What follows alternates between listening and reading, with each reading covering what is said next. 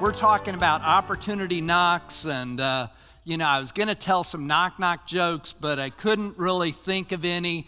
And so instead, what I decided to do is just to go to the cartoons. I love the comics. I've told you that. I read them probably almost more than almost anything. But anyway, this is Frank and Ernest. Frank and Ernest, they're not in our paper. It's one of the bad things about the Gazette, but hopefully they'll improve.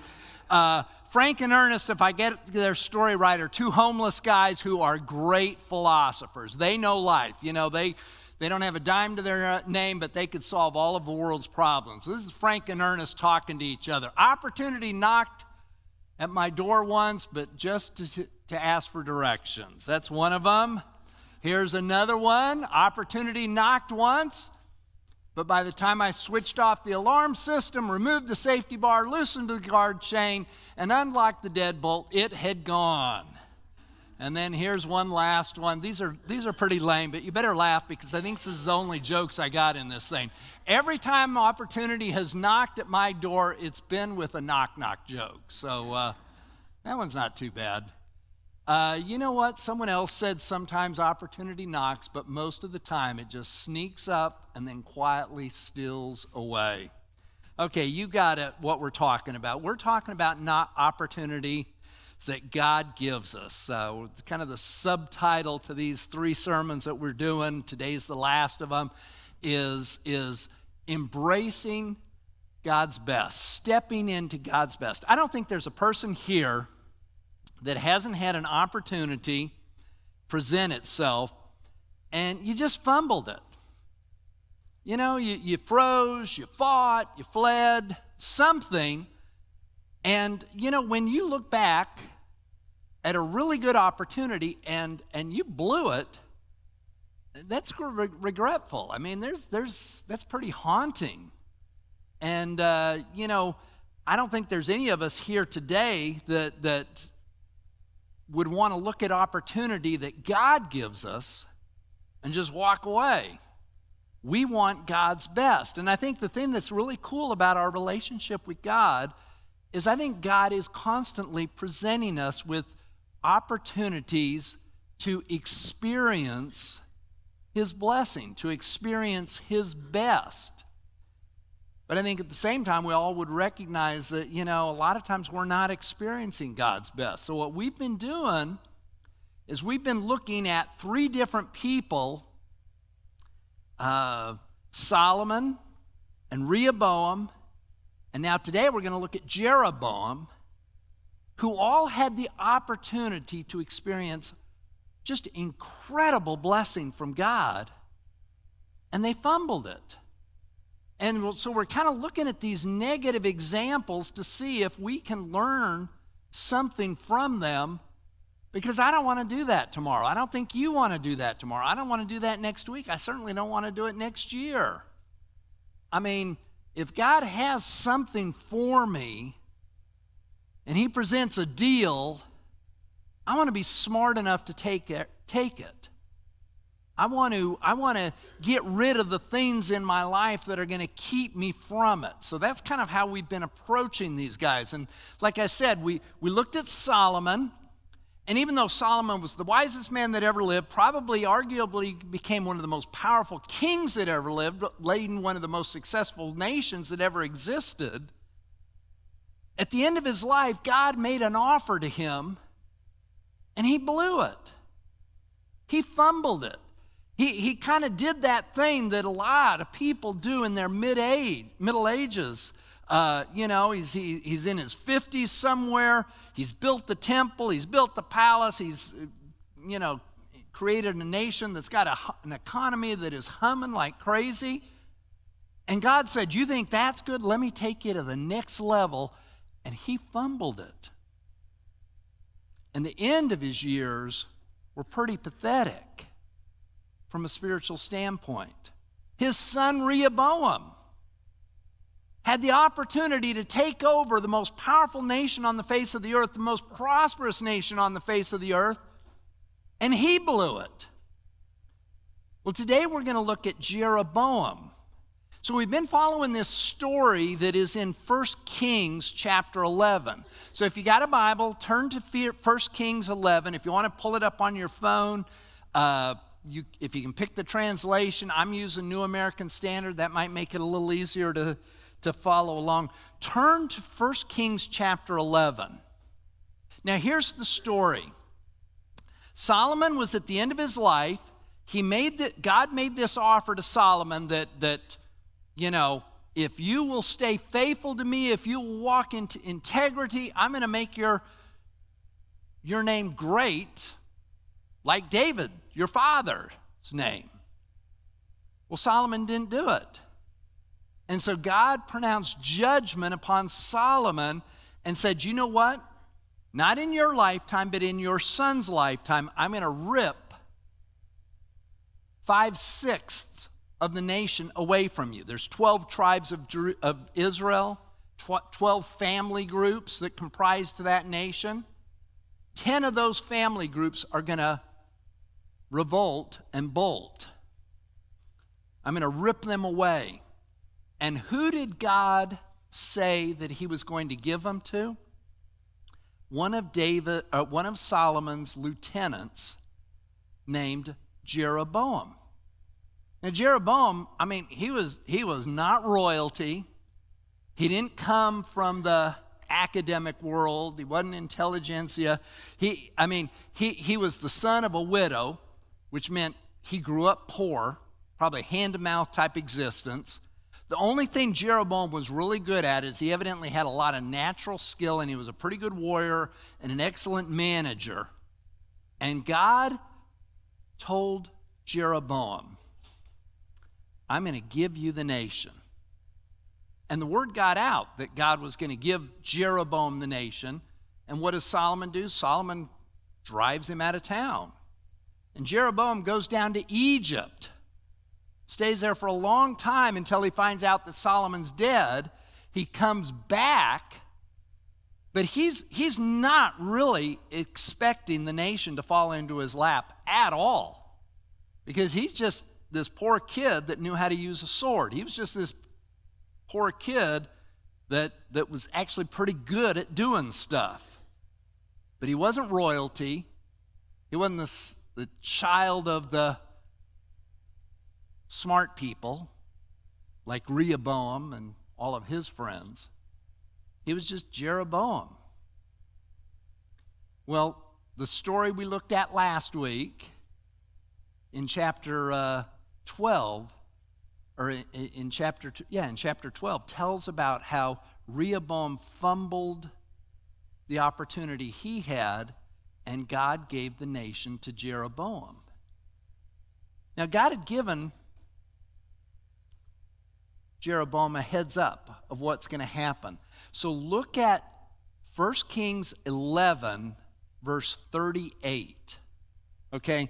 It's really long. I would love for you to read this sometime. If you want some really interesting Bible reading, this section is really fascinating, okay?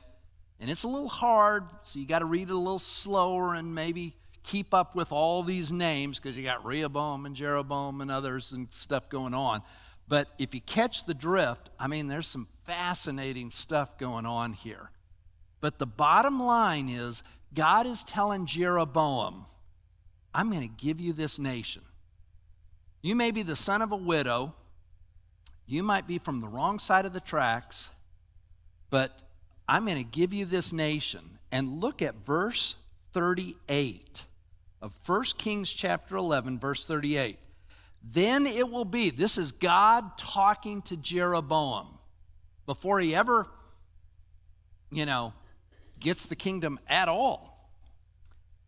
Then it will be that if you listen to all that I command you and walk in my ways and do what is right in my sight by observing my statutes and my commandments, as my servant David did, then I will be with you, and I will build you, Jeroboam, into an enduring house, dynasty, as I built for David, and I will give Israel to you. That's the opportunity. Now get this, okay?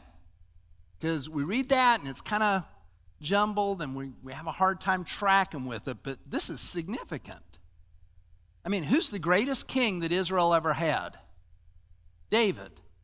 When Jesus Christ came along, what was his number one credential? He's the son of David. He was a direct descendant of David. David was it. I mean, that was the Mount Everest as far as Israel was concerned of their kings.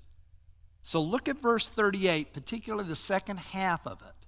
What is God promising or offering to this young man, Jeroboam, who was from the other side of the tracks, didn't have any kind of pedigree at all?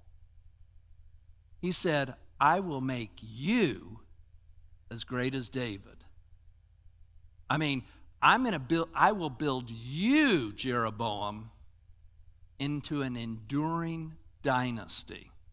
I'll take your house and make it last forever.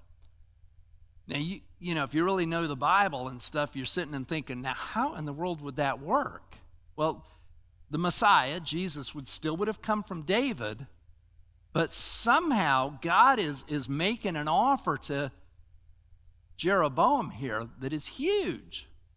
Would somehow their lines eventually come together, or would there be just two nations, Israel and Judah, that would endure forever? I don't know, because it didn't happen. But it could have happened. That was the offer. That's the opportunity that God offered Jeroboam. Now, it was conditional. See the verse? If you'll listen to all that I say, if you'll walk in my ways, if you'll obey my statutes, follow my commandments, if you'll do that, I'll give this to you. I mean, I am asking you to believe me, to trust me enough to obey me. Trust and obey. And if you'll do that, Jeroboam, I will make you like David. That's quite an opportunity. What's he do with it? Okay, fast forward. Go to chapter 12, verse 25. So what goes on is Solomon dies. All Israel comes together. They're going to make Rehoboam the king. Rehoboam, remember last week we saw it. They said, hey, Rehoboam, we want you to be king, but we need the taxes to be reduced. We need to not be involved in so many public works projects. I mean, we built the temple, we built the palace, we got the economy humming. We need just to kind of coast for a while. And the old men who had been Solomon's advisors, they said, that's a good idea. This is a time for some tax relief. The young guys said, no, nothing doing. Man, raise the taxes. Go even harder. Tell the people they thought Solomon was tough. You'll be even tougher. What happens? Like we saw last week, they reject Rehoboam. And of all people, who do they pick to be their leader? Jeroboam. And Jeroboam, here's this young guy who's been out of the country for a few years. If he has any kind of, spiritual inclination, he's got to sit and say, my goodness, this is happening just like God told me 3-4 years ago. God told me he was going to give me the kingdom. And shazams, I got the kingdom. 10 out of the 12 families want me to be the king. And they now are following me as their king. And so what does Jeroboam do with this incredible opportunity that God gave him?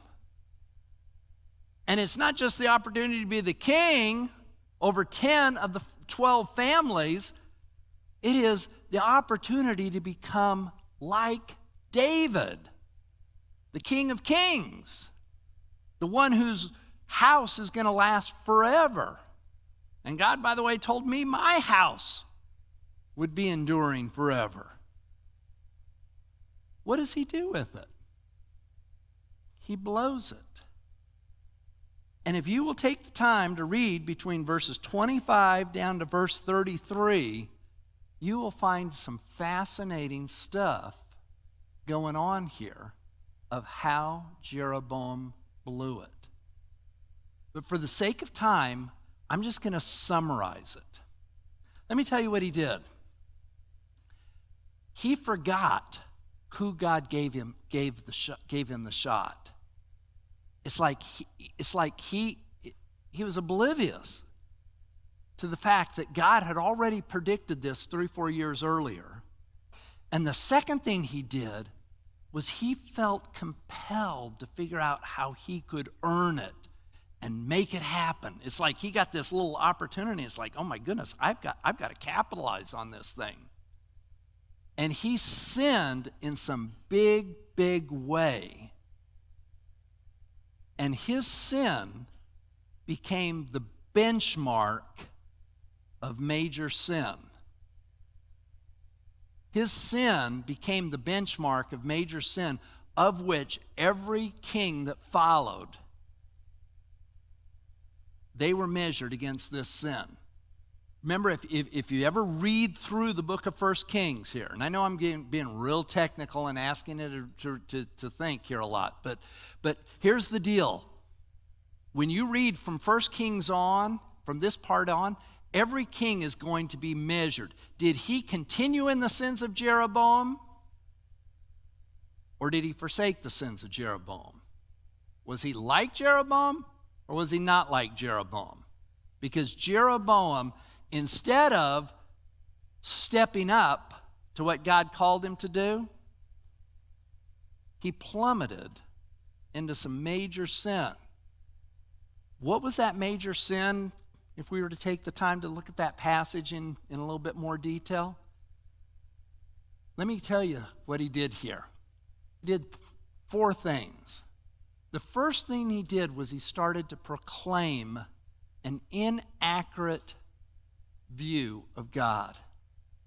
He's got this kingdom, and he said, okay, if these people keep going to Jerusalem and worshiping God like they've been doing under Solomon, eventually they're going to revert back to Solomon's family.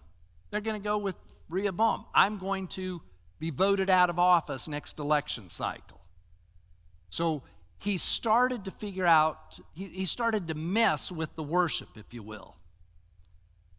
And the first thing he does is in Dan, which is way up north, and Bethel, which is about in the middle of the country, but north of Jerusalem still. He says, let's make 2 golden calves, and we'll say they represent God, 2 idols. And so look what it says here. Verse 28, so the king consulted. It's like he went and got some advice, and the advice he got was, well, the first thing you should do is make 2 golden calves. And he said to them, it is too much for you to go all the way to Jerusalem. Behold, your gods, O Israel, that brought you up out of Egypt, here they are. It's these 2 golden calves. Now, it wasn't that he wasn't saying that the one true God brought him up out of Egypt. He was just saying, here's what God looks like. I mean, that kind of always bugged people. You know, remember that in the 10 Commandments? No idols, no images, no graven images. Thou shalt make no graven image. Why didn't God want any images of himself? Because as soon as you make an image of God, you're basically limiting him. Oh, this is God, so this is not God. It's like you've created a box and God fits in it. And as long as you can fit God into a box, you can limit his input into your life. And so what Jeroboam did was he started basically defining God as these two golden calves represented. That was a pretty good image. You know, we look at it and it's like, you made God into a cow. When you think about it, in that day, those golden calves, gold, it's one thing, but a calf, I mean, that was the strongest piece of machinery you could have.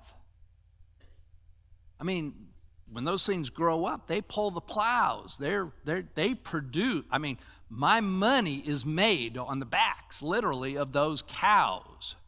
This bull is powerful, and my God's like a big bull. He's a golden calf. Well, as big as that was in their imagination, that still wasn't good enough.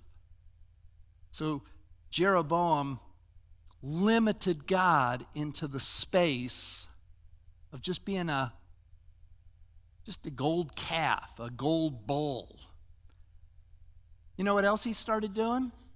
He started producing a more user-friendly worship. Go back to it here. Verse 28, so the king consulted people, and they decided to make 2 golden calves. And he said to them, it's too much for you to go up to Jerusalem. Behold your God, O Israel, that brought you up out of the land of Egypt. And he set one in Bethel, and the other he put in Dan. Now, why Bethel and why Dan? Okay, you're going to have to kind of imagine this a little bit. But think back to our Civil War, 160 years ago. If the South, let's say the South had won the war, okay? If Washington, D.C. remained the capital, eventually the South would have rejoined the North, because you're going to Washington, D.C. What did they have to do to try to be successful, the South? They had to establish a new capital. So where did they establish that new capital? About 100 miles south of D.C. in Richmond, Virginia. And so when people went to the capital, instead of going all the way to Washington, D.C., they just had to go to Richmond. Well, let's say they got really smart and they said, well, we're going to have a capital in Richmond. We'll also have a capital in, let's say, Atlanta, Georgia, or Little Rock. And so now instead of going all the way to Washington, D.C. to do your business, you can just go to Richmond, or if you're really in the South, you can just go to Little Rock or over to Atlanta. It's too much for you to do that stuff that the book of Leviticus says, where you have to go all the way to Jerusalem. And so what he did was he put one of the calves in Dan, which was way up north, and then he put another one in Bethel, which was just above Jerusalem. I mean, you could get to Jerusalem if you kept going another 10 miles, but boy, let's just stop here in Bethel. And what did it do? It's like now, those 3-day festivals that the book of Leviticus called us to, we can get it done in an hour and a half or in a day and a half. It doesn't take as much money. You don't have to stay in a hotel as often. It's not as much sacrifice.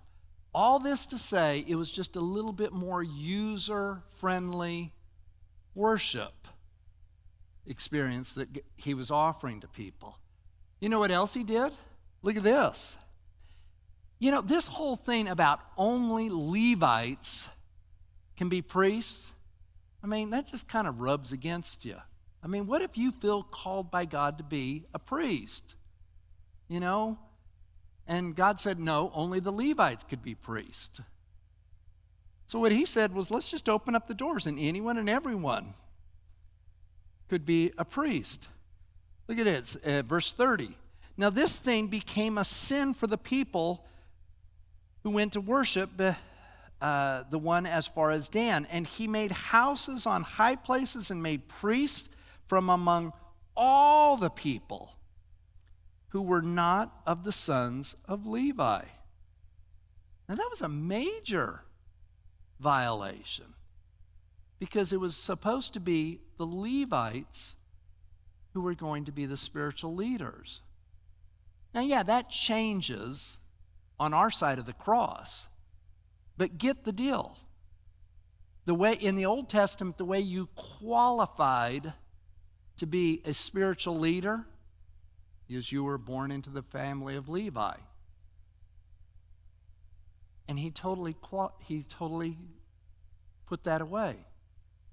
And so all of a sudden they had all these spiritual leaders that were spiritually unqualified. Now, if you wanted to take this and just kind of start thinking in terms of what's going on today with just these three things, what Jeroboam did 3,000 years ago is not something that is that different than what it seems like tends to happen in our day and age. We really don't like a God that is that intrusive. We like a God that stays in his place, stays in his box, doesn't say every square inch of this universe is mine and I should be obeyed in every part. I mean, there are some things that are personal. There are some things in my heart that's between me and me. And the Bible seems to have the audacity to have a God who says, no, I am sovereign. And boy, is producing user-friendly worship. I mean, let's see if we can get this thing done as quickly and as painlessly as we can, because I got a life to live. And so we just regularly are trying to figure out how to compartmentalize our worship, our devotion to God, and our service to God, and kind of keep it limited, because I have a life to live, and I don't really want what's going on Sunday morning to be affecting me on Tuesday morning or Friday morning, and certainly not Saturday morning. And so what is going on? We just constantly are limiting it more and more and more, doing anything and everything we can to make it better for us, when in fact sometimes we're doing it at the expense of real true devotion to God. Look at this last one.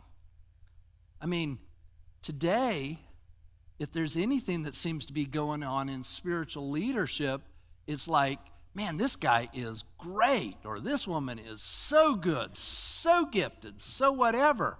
Where do the qualifications for spiritual leadership come from? Well, they actually come from 1 Timothy 3 and Titus 1.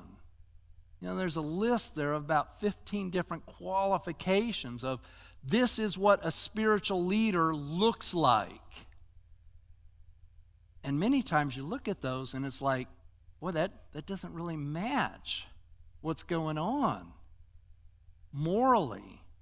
Oh man, the guy is incredible. I mean, he could have been the CEO of any organization, but we've made him the CEO of this organization, and it's humming like crazy for Jesus. And no wonder sometimes we see these huge things just crater in a road. One more thing that Jeroboam did. Gets a little technical to explain, but basically he just picked out 2 dates randomly, because remember, the Jews, according to Leviticus, they had certain days, like 4 days on their calendar. You will worship on this day. You will worship on this day. You will worship on this day. You know, starts with Passover, and then the Feast of Unleavened Bread, and so forth, all the way through it. Well, you know, Jeroboam didn't want them doing that stuff, because that stuff would have driven them back towards Solomon and Rehoboam. But we got to have something to celebrate. And so he basically just made up some worship times, because worship is fun. Worship's enjoyable. If you do it right, it's enjoyable to sing. It's enjoyable to listen to a good speaker. It's enjoyable to get some helpful information. So it's almost like he just started promoting worship just for worship's sake because, the people love a crowd.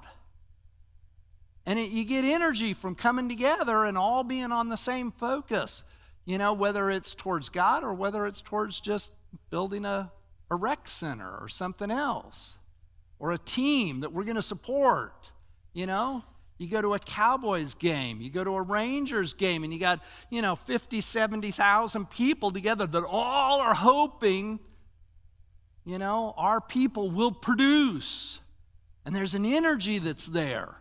It's almost like that's what he did if we took the time to unpack these last few things. That's the sin of Jeroboam. What was it he did? He just totally messed with the worship system of God. Their definition of how they even viewed God all the way down to even why they worshiped in the first place. And all, to go back to the main point, all of that was how he blew his opportunity. Because remember, what was his opportunity? What was it God offered him? God said, I'll make you like David. I'll make you a dynasty just like David is a dynasty. Now, the main thing we've been talking about for the last 3 weeks, 2 weeks and then today, we've been asking ourselves, when these opportunities from God come, what is it that gets us? What is it that got Solomon? What is it that got Rehoboam? What is it that got Jeroboam? What tripped them up? What kept them from enjoying God's best? In the very first week, we saw kind of the normal suspects, because Solomon got all of these. Sex, strength, status, passion, power, prestige. You got the same thing going on here with Jeroboam. Okay, he evidently did fine on the sex and passion thing. But boy, he sure bought into the strength and power thing.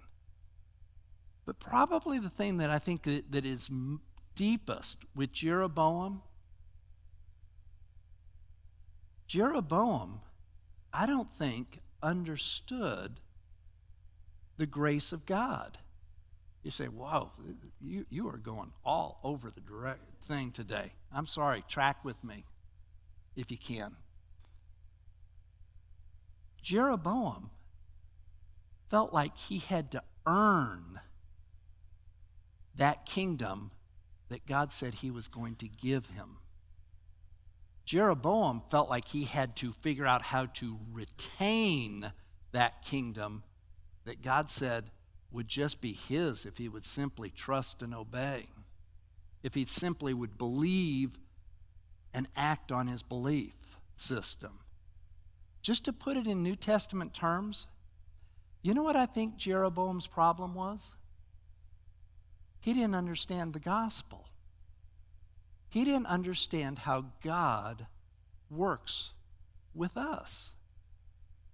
See, at the very heart of your relationship with God and my relationship with God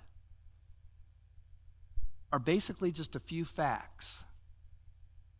We're sinners who cannot save ourselves. We are people who are bankrupt spiritually. We are dead spiritually. And God, who is rich in grace, said, I want to provide for you a free gift, salvation through my Son. You don't have to earn it. For by grace you're saved through faith. It's not of yourselves, it is a gift of God. The main way God relates with us, it's not by works of righteousness that we do to earn it. It's according to his mercy. And all of God's blessings for me, for you, for Rehoboam, for Jeroboam, for Solomon, are gifts of grace that God is extending to us. You say, well, no, wait a minute. There was kind of that conditional thing that Solomon had and Rehoboam had and Jeroboam had. Yeah, they were supposed to trust and obey. They were supposed to believe and then act out their belief system. But it's a little bit different here with Jeroboam. This guy looked at the opportunity he had, and he didn't realize it was from God. He thought, I've got to figure out how to keep this thing. I mean, my goodness. I mean, the card's just laid out, and if I play this right, I'm going to win big. He totally left God out of it, and he started coming up with all kinds of ingenious ways to gain the blessing and to retain the blessing. In other words, you know what he did? He basically, just to stay with the S's, sorry, but he was skeptical about God's deal to him. It was basically all performance that he was going after. I mean, a lot of us, that's the way we view our relationship with God. It's like, God, what do I need to do to earn my way into your good graces? What do I need to do to get your forgiveness? What do I need to maintain this relationship? And at the core of it, we got to continually remember that it starts and even extends as a free gift of God's grace. We do nothing but receive it. And Jeroboam, he didn't understand that. And here's the question, do you understand it? Do I understand it? Because how many times do we get ourselves into a situation and we're thinking, things are not the way they should be because I'm not, earning it up. I'm not measuring up. It is so, tied to our North American mentality that I've got to earn my way in to God's blessing. I've got to earn my way in to God's good graces. And if I'm not measuring up, I'm not getting it. And really, that just takes God and reduces him down to a dealer, a broker. And he's not. God said, you know what? You deserve nothing. And I lavish you with every spiritual blessing. And I call you to trust and obey, for there's no other way. I mean, that's the way to true happiness, is that trust and obey. But you know what? I'm giving that to you not because you earned it. I'm giving that to you not because you deserve it. I'm giving that to you because I, in love, sent my son to die on the cross for you. Now, I'm certain that many of us, not almost all of us, we entered into that relationship with Jesus Christ that way. I can't save myself, and so I'm trusting him. He died on the cross for me. It's by grace, through faith, that I'm saved. It's not of my works. It's not by my works of righteousness that I'm saved. It's God's mercy that saved me. But is that how you've continued to live your life? Or are you on that performance mentality of God's always asking me to do. God's always asking me to perform. Or are you in that point where you're saying, you know what, it is a privilege to trust God. It's a privilege to live out my faith. And as God blesses me, I recognize it didn't come from me. It's the gospel. It's the good news. That's how God deals with sinners. I don't think Rehoboam knew that, and he blew his shot. Question I have for you, question I have for me, is do I really know that? Do I know that there is a God who looks at me and has clothed me with the righteousness of Jesus Christ, and he wants to bless me? He wants to give me his every spiritual blessing. He wants me to experience those things. Is he asking me to earn them? Is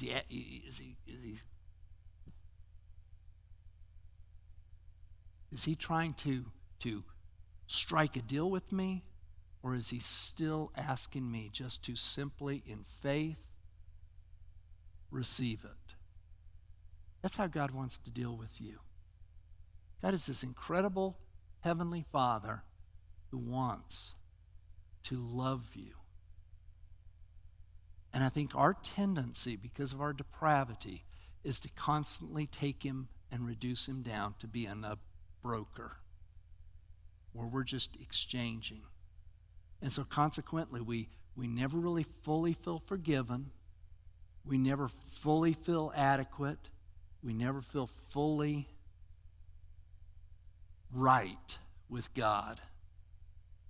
And it's like we're robbed of really and truly enjoying God's blessing. Let's pray.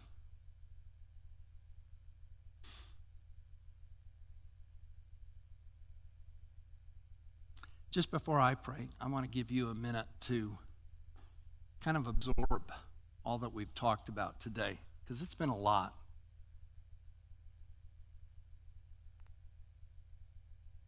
But I think the primary question today is, am I looking at life with a gospel mentality, with a grace-based mentality of seeing myself as totally undeserving and God blessing, God reaching towards me?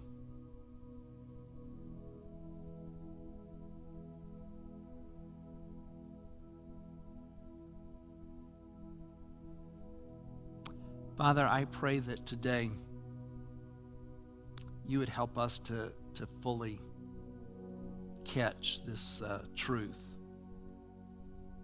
Lord, I think you do want to bless us. I think you want to give us opportunities. You want to give us chances to really enjoy your best. It might be in our career or relationship, maybe even financially. Who knows, however you want to do it, Lord. But I pray, Father, that we would recognize that it is grace. It is you extending your love and mercy to people who do not deserve it. Father, help us to resist that temptation to try to earn and scrape our way into your best. Help us to recognize that the door is wide open. And in grace, you invite us to come. For it's in Jesus' name we pray. Amen.